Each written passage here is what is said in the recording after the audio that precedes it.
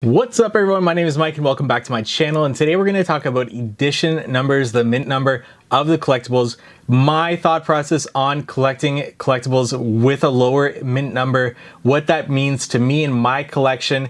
And actually I've completely changed my thought process about this since I first started on the platform, so I'm going to talk you through why that has happened, and I'd love to know your thoughts, your comments about this in the comment section below. Like this video as well, this really helps me with this YouTube channel, and subscribe to my YouTube channel for more VEVE content if that's what you wish. But let's get into this. Alright, so if you are new to VEVE, it's important to note edition number. And I've talked about this in a previous video where edition number is actually more important than rarity, because some rarities don't correspond with the numbers of editions for a collectible. So for example, I compared the Superman versus the Batman versus Killer Croc statue, and in that Superman and Killer Croc has the same edition mints, the same edition numbers, but have two different rarities. In that case, I just think that they're similarly rare, even though their rarities are different. So I really look for that edition number rather than rarity. But beyond that, I want to talk about low edition numbers when it comes to collecting on VEVE.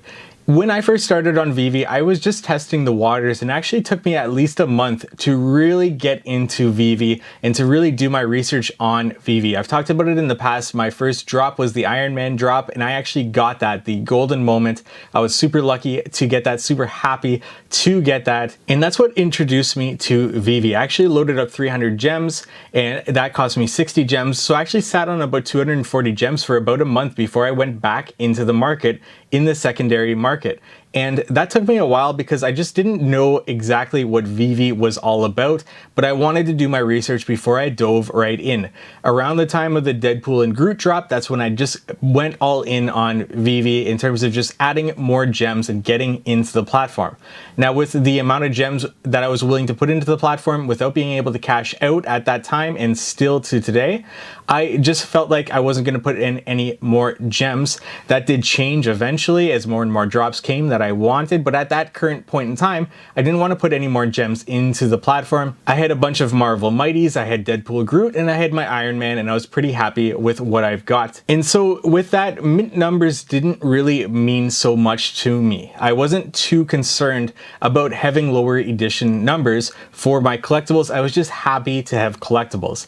And that actually continued through to January and into early February, where I wasn't so concerned with the mint numbers, and I saw my collectibles appreciate like everyone's did during this period in time, and I ended up selling my Marvel Mighties and buying other collectibles that I was more interested in. And I continued with this thought process of not really looking for those lower mint numbers. If you're new to VEVE, lower mint numbers are more valuable. They're seen to be more valuable in collectors' eyes than investors' eyes, so you can actually charge more for those. And how much more do you charge? I more so look at what the edition numbers of certain collectibles are going for currently in the market. So you can go to the secondary market, click on a collectible, and then filter by lowest edition numbers first, and just see where those are sitting in the market. Now, it's a much smaller market for lower edition numbers, so these would likely sit on the market for a little bit longer than those floor price mint numbers, because you have to find the correct investor, correct collector to get in on these prices, because they are more expensive, and you just need to get that right collector that wants those lower edition numbers. That is the downside to collecting lower edition numbers. If you want to flip them, if you want to sell them for more, you're gonna have to wait a little bit longer for that right collector to come. And there's typically a floor price for those lowest edition numbers. So you can take a look, sorting by lowest to highest edition number, and just get a feel for where things are listed, and then decide if you want to floor your price when you sell your low edition number to get rid of it, to sell, or if you have just a target that you want amount for that based on where the rest of those are sitting. So you can kind of see a market trend when you look at those lowest to highest edition numbers. Now, I wasn't in the market to collect low edition numbers during the time of November to about mid-February. I just didn't have the gems available for that type of investment because we've seen such a large large run up in these collectibles. I was just happy to get the collectibles that I wanted. Fast forward to today, and we've seen a major decline in our collectibles, as much as 76-75% lower than what they were at their all-time highs. And I've kind of flipped where I decided I wanted to put my gems for the future on the platform. And this is where my thought process of going from just collecting whatever I can to investing more so into lower mint number collectibles. And here's my reason why. I believe that we are at a lowest amount we will see the VEVE platform, the VEVE collectibles, for the long term. And I think that this is a buying opportunity. How much lower can we go? I think maybe 10-25% lower than what we are to today. That's still quite a drop, but when you look at the all-time highs, it's still not that much of a dent in terms of what I had invested in the beginning of the platform around 2 months, 1 month ago. At the all-time highs, I was completely priced out of the lower mint numbers, lower edition numbers. It just wasn't even on my radar for collecting. Now today, with prices so low, so too have the lower edition numbers being priced lower and lower. And it's at this point in time where I can then decide, you know what, if I was to ever invest into lower mint numbers, now's the time.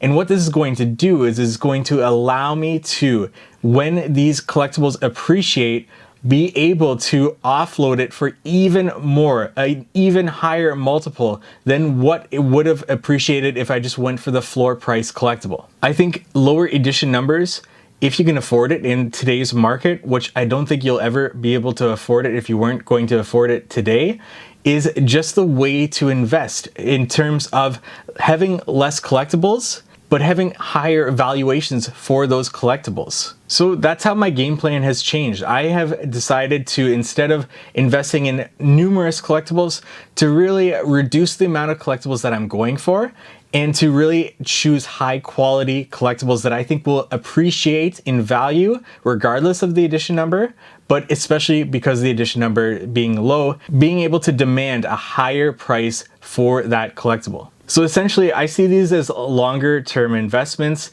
and if I can get more of them, for example, comics of low edition numbers, I'm really happy to load up on those. For example, the NYX number 3 comic, I got a 3-digit edition number for that one, as well as the most recent Warlock with first appearance of Gamora. I actually got 2 3-digit editions of comics, and I'm not even a fan of purchasing more than one collectible at a time of a certain collectible, really, but for that one it just made sense, especially since it was a 10,000 run as opposed to being at 30,000 or 60,000 editions of a comic. It's these where I just see such a good value on the market, especially after it's dropped. You can actually be able to get a really good deal on low edition numbers if you just watch as they get dropped where they're listing at, and you can sort or filter by that low edition number to high edition number after the drop and just have a price point that you're willing to get in on. Take a look at the floor price for that comic, for that collectible, for that certain rarity,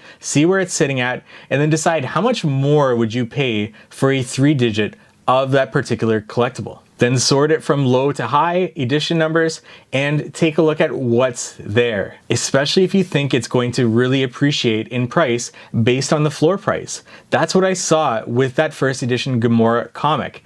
It's a 10,000 run edition. I've seen other 10,000s going for this amount, and that comic was much lower than that, so I already know it's going to appreciate based on it having a popular character that's currently in the movies of Guardians of the Galaxy. Plus, now I've got 2 of the 3-digit editions of that. It's also important to note that VEVE holds back some of the lower mints, and this depends on comics and collectibles, how much they actually hold back from what is being released. And they're very transparent about how many that is. So you can actually click into the collectible being dropped, click into the exact rarity of that collectible that you want to see, scroll down and see how many editions are left of the ones remaining. And this is for collectibles that are being dropped, so you can see how many are remaining, subtract those 2, and that's how many VEVE's actually holding back to see what edition number you can actually get as the lowest amount. So that's my reasoning. That's why I've decided to invest further into lower edition number collectibles.